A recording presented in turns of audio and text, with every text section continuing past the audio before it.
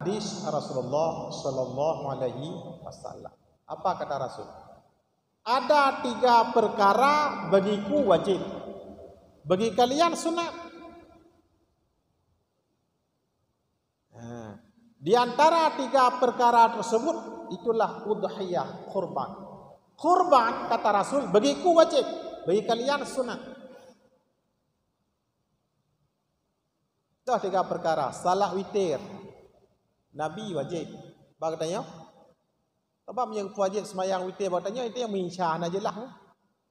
Incah najalah pun witir. Maka bagi Rasulullah salat witir wajib, bagi kita tanya sunat. Salat duha bagi Rasulullah wajib, kita tanya sunat. Dia ke mana pun wajib. Musubah mentai dia mentau. Hana gak jelah. Kena ada buat 3 aja.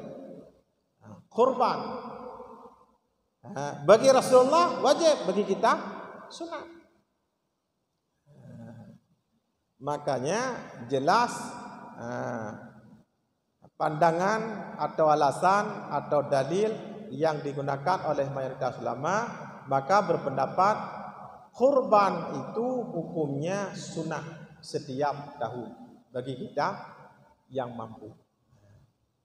Tapi yang dia ke duduk persoalan, bukan persoalan sunat dan wajib yang harus kita diskusikan.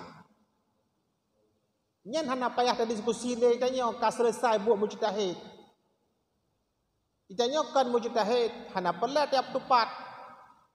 Kerja ke sunat, kerja ke wajib, nyen ka jelah.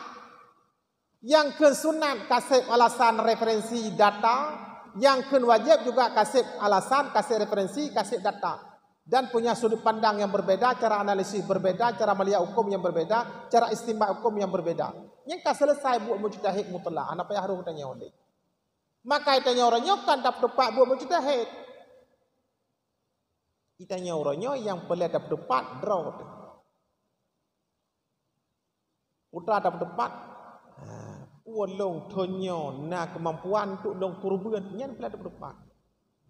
Karena bak benga huraraya Idul Adha, tidak ada satupun amalan yang paling agung setelah salat sunat 2 rakaat, setelah khutbah 2 khutbah, tidak ada amalan yang paling agung, tidak ada amalan yang paling mulia kecuali menyembelih kurban.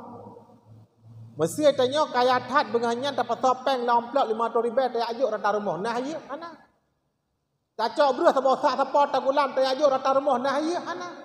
Amalan yang paling agung, amalan yang paling mulia, bak bunga huraya Idul Adha, perubah binatang ternak, puro darah, cok aso bagi kepada fakir miskin. Itulah amalan yang paling mulia. Dan itu sunnah Rasulullah sallallahu alaihi wasallam. Ini yang perlu dijaga. Kan tak tepat pun wajib butunatnya kan selesai. Anak payah harus bertanya oleh. Cuma tak mentam bila mana nak diskusi di tengah-tengah masyarakat. Ada yang mengatakan wajib, anggap saja itu mazhab Hanafi. Ada yang mengatakan itu sunat, anggap saja itu mazhab Maliki. Ada yang mengatakan sunat, anggap saja itu mazhab Hambali. Ada yang mengatakan sunnatun muakkadatun, itu berarti mazhab Syafi'i. Selesai. Itanya yang pada tepat draw, putonyo kafiat tak kerubun pugalam. Karena satu-satunya amalan yang paling cepat dibalas oleh Allah yaitu kurban.